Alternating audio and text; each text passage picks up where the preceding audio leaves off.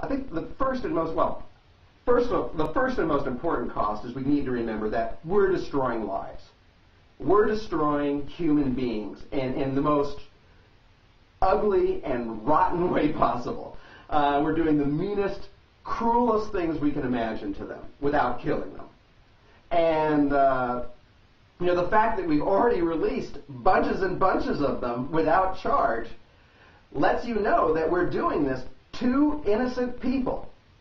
All right, second thing, reciprocity.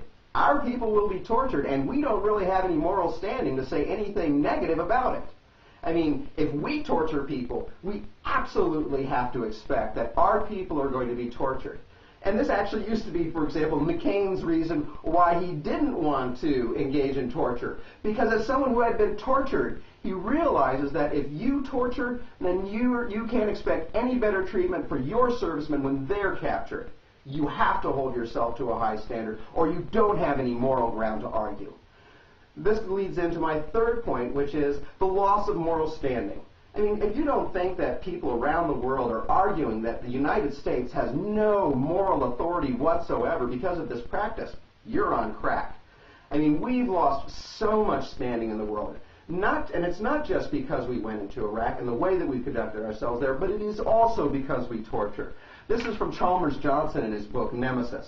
Whether Americans intended it or not, we are now seen around the world as having approved the torture of captives of Abu Ghraib prison in Iraq, at Bagram Air Base in Kabul, at Guantanamo Bay, Cuba, and at secret prisons around the world, as well as having seconded Bush's claim that, as commander-in-chief in wartime, he is beyond all constraints of the Constitution and international law. And that leads very well into my third point.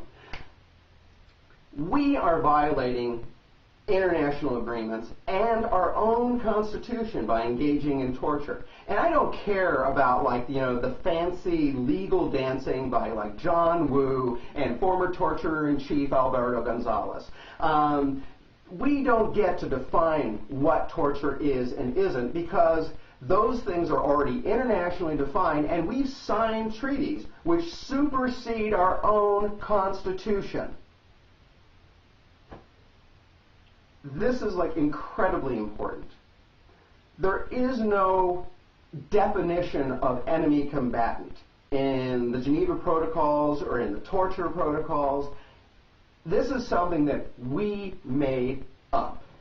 It does not exist in international law. It only exists in the mind of George Bush and various torture apologists in this administration. We are in violation of international law and our own laws, because our own Constitution says that if we sign on to an international agreement, that it supersedes our own laws.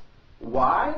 Because other nations need to know that when we sign an agreement, that we actually mean what we say, and that we're going to back it up, and that it's not going to be, some other guy is going to get in there and we're going to suddenly ignore it, even though that's exactly what we're doing.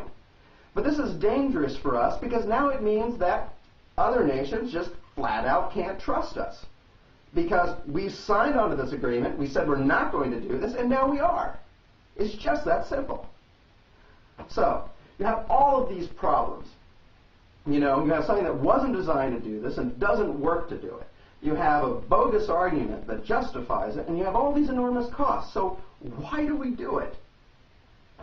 Well, I think it's really simple.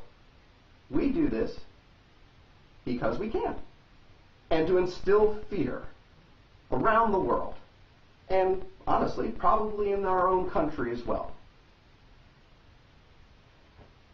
This is the real source of torture. Torture is an instrument of societal control. That's all it is. You can try to wrap it up in pretty ribbons and bow, wrap it in an American flag. You can hide it away from the American people, and you can make lies about why you do it.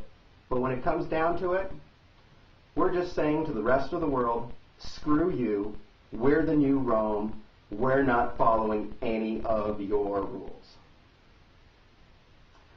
So, if you're all okay with that, and I'm sure there are people in this country who are totally okay with that, then I don't really have a whole lot to say to you. But if you are a little bit creeped out by any of this, as I certainly am, then I urge you to make a noise about it. Join a demonstration. But once again, I mean, I think part of it is just raising consciousness that justifications for torture just aren't true. It doesn't work for what we want it to work, for, and it has these huge costs which are ruining the way we're perceived around the world, and honestly, I think it's destroying our own soul as a country. So be absolute about it. Say you reject torture. Tell people we don't need this technique. Thanks for listening.